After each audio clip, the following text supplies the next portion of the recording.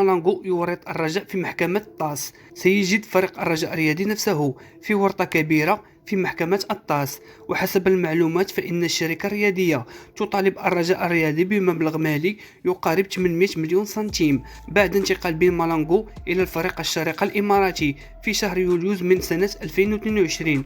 وتشير المصادر أن الطاس سيصدر في الساعات القليلة القادمة حكما مرتبط بملف بين مالانغو والرجاء الرياضي، حيث وضع محامي الشركة الرياضية وثائق تثبت حقها في الاستفادة من مبلغ مالي بعد احتراف بين مالانغو خارج المملكة المغربية.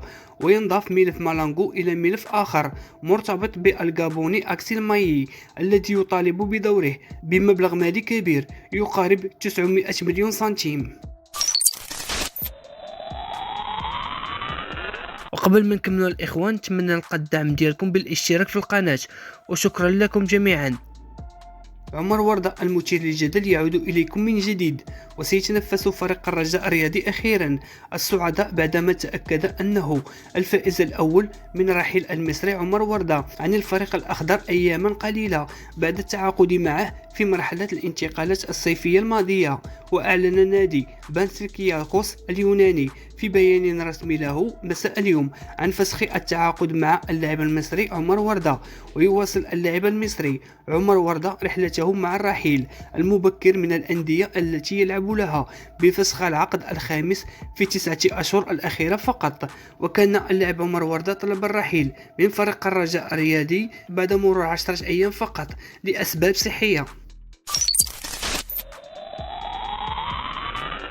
الرجاء الرياضي يستعيد 3 لاعبين قبل مواجهة حسنية أكادير.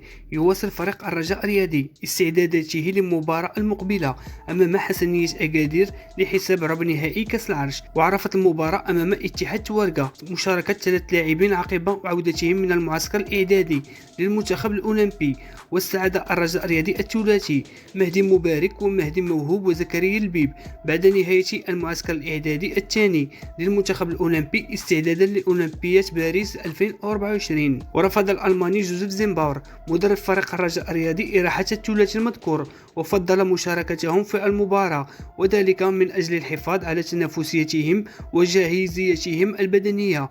وبرمج الطاقم التقني لفريق الرجاء الرياضي مباراة ودية أمام اتحاد تورقة، وذلك بعدما غاب الفريق عن التنافسية لمدة أسبوعين. وللإشارة فإن الجامعة الملكية المغربية لكرة القدم برمجت مباراة فريق الرجاء الرياضي ضد حسنية أكادير يوم السبت انطلاقا من الساعة 5 مساء على أرضية الملعب أضرار بأكادير.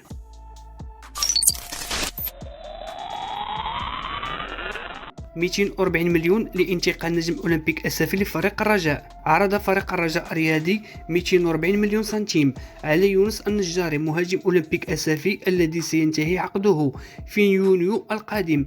وكشفت مصادر داخل البيت الأخضر أن الرجاء الرياضي عرض على يونس النجاري 70 مليون سنتيم في الموسم الأول، و80 مليون سنتيم في الموسم الثاني، و90 مليون سنتيم في السنة الثالثة من عقده. وأوضح المصدر ذاته أن يونس النجاري وافق على الانضمام إلى الرجاء الرياضي في الميركاتو الصيفي القادم، غير أن خلافا حول بعض بنود العقد تأجل في توقيعه، إذ يعمل الفريق الأخضر جاهدا على إتمام صفقته الصيفية قبل انطلاق الميركاتو حتى تنطلق الاستعدادات للموسم القادم بصفوف متكاملة. الرجاء تراجع في تصنيف الكاف. للأسف الرجاء الرياضي تراجع كثيرا في تصنيف الكاف، والكل يعرف الأسباب بعد غيابه عن الأدوار الطلائعية في المسابقات القارية. الرجاء حاليا يحتل المرتبة 12 قاريا برصيد 35 نقطة، خلف فرق كانت تمني النفس قبل سنوات قليلة فقط باللعب ضد الفريق الأخضر. الرجاء مطالب بنفض غبار التواضع القاري ونقل التألق المحلي للملاعب الإفريقية، فالأخيرة اشتاقت لجولة النسور، والكل ينتظر إبداعات الخضر وجماهيرهم العالمية.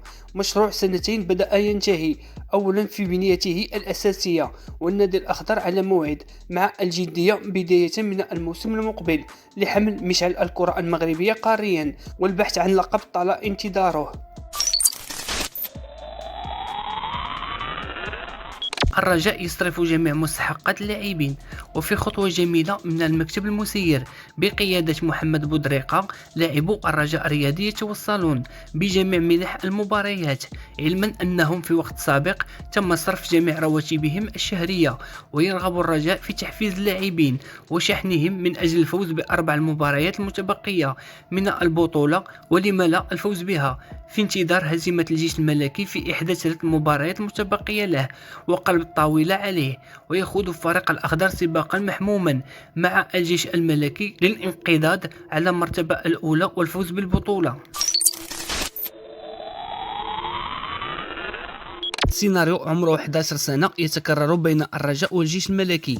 سيناريو عمره قرن من الزمن، وهو الذي يحدث في البطولة المغربية حاليا بين فريق الجيش الملكي والرجاء الرياضي في صراع مثير للفوز بالبطولة، بحيث كنا عشنا فصلا مماثل له سنة 2013 وكان الفريقين في نفس الوضع الحالي، الجيش الملكي المتصدر والرجاء المطارد المباشر. وبعد أخذ ورد وفي نهاية المطاف توج الرجاء بعد ما خسرت الجيش الملكي سباق في الأمتار الأخيرة.